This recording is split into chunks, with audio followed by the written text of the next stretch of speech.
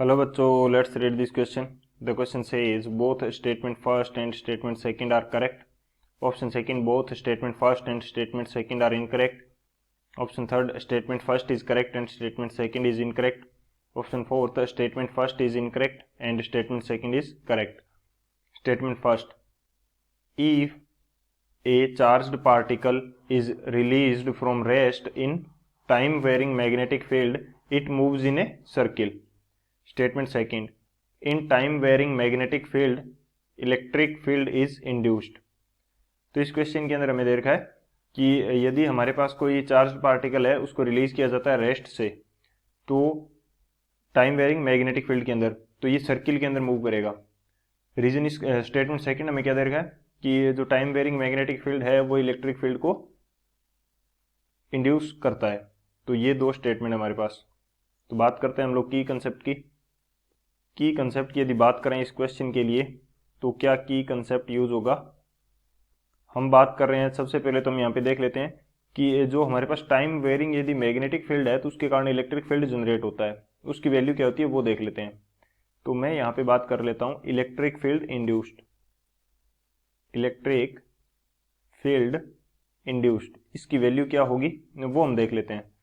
तो ये जो होता है हमारे पास line integral, closed line integral of E dot D L, ये किसके इक्वल होता है, D by D T of B dot A vector, यानी कि D phi by D T. Basically phi क्या होता है, मैग्नेटिक फ्लक्स की यदि बात करें तो ये बी डॉट ए होता है। तो ये क्या होता है, closed line integral of induced electric field is equal to d phi by D t रहता है। तो ये हमारे पास आ जाएगा इलेक्ट्रिक फील्ड इंड्यूस, यानी कि यदि कोई मैग्नेटिक फील्ड बी है जो कि टाइम टी के ऊपर डिपेंड कर रहा है तो उसके कारण इलेक्ट्रिक फील्ड इंड्यूस होगा, जिसकी वैल्यू ये रहेगी हमारे पास। एक तो ये की कंसेप्ट हो जाएगा।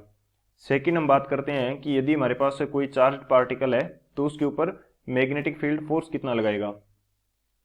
फोर्स ऑन चार्ज पार्टिकल, हम यहाँ पे बात कर रहे हैं मैग्नेटिक फील्ड के फोर्स की, तो इसको मैं एफ बी से रिप्रेजेंट कर देता हूँ। तो इसकी वैल्यू हमारे पास रहती है क्यू वी बी, ये जस्ट मैग्नीट्यूड की बात है। क्यू वी बी बेसिकली ये साइन थीटा होता है, जो यदि मैं इसको पूरा लिखना चाहूँ तो क्यू वी बी क्या होता है, ये क्यू वी बी थीटा, और थीटा यहाँ पे क्या होता है, वी और बी के बीच का एंगल होगा थीटा। तो ये मैग्नेटिक फील्ड के कारण फोर्स होगा। तो ये दो हमारे मेन की कंसेप्ट हैं।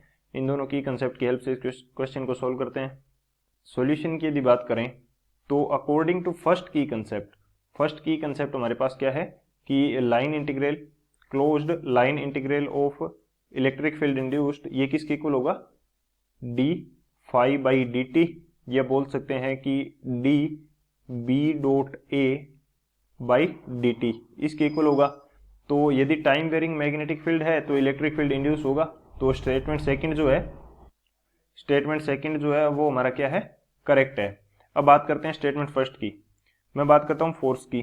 तो फोर्स क्या होगा, बेसिकली फोर्स एफ बी की हमने बात करी, वो है हमारे पास Q V B sine theta. अब रेस्ट से जब चार्ज पार्टिकल को रिलीज कर रहे हैं, वी जीरो है, तो फोर्स की वैल्यू क्या हो जाएगी, फोर्स की वैल्यू भी हमारे पास जीरो हो जाएगी।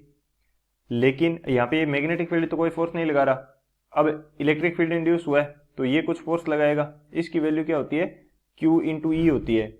जब ये इंड्यूस हो गया तो उसके बाद में ये फोर्स अप्लाई करेगा, तो जिसकी वैल्यू क्या होगी, Q इंटू ई। जब ये फोर्स अप्लाई करेगा तो कुछ ना कुछ वेलोसिटी आ जाएगी, जब वेलोसिटी आ जाएगी तो उसके बाद में एफ बी बी क्या हो जाएगा, इफेक्टिव हो जाएगा। तो मैग्नेटिक फील्ड के कारण भी फोर्स लगेगा और इलेक्ट्रिक फील्ड के कारण भी फोर्स लगेगा, लेकिन जो इसका पाथ होगा वो कैसा हो जाएगा, अब पाथ हमारे पास हो जाएगा हेलिकल क्यों हो जाएगा, सर्कुलर क्यों नहीं होगा, क्योंकि सर्कुलर पाथ होने के लिए हमारे पास एक फोर्स चाहिए, एक पर्टिकुलर फोर्स होना चाहिए जो कि हर बार इसकी डायरेक्शन के, जो पार्टिकल है इसकी मूवमेंट के परपेंडिकुलर लगता रहे। पार्टिकल की मूवमेंट के परपेंडिकुलर लगता रहे तो हमारे पास सर्कुलर पाथ आएगा। अदरवाइज हमारे पास जब ये दो फोर्स काम कर रहे हैं तो सर्कुलर पाथ नहीं आएगा बल्कि हेलिकल पाथ आएगा। तो स्टेटमेंट सेकंड करेक्ट है, फर्स्ट हमारा इनकरेक्ट है। तो कौन सा ऑप्शन करेक्ट हो जाएगा वो देख लेते हैं हम लोग। तो हमारा जो फोर्थ स्टेटमेंट है, फोर्थ ऑप्शन है, statement first is incorrect and statement second is correct, ये हमारा करेक्ट हो जाएगा। So option fourth is the final answer. I hope you understood it well. Best of luck. Thank you.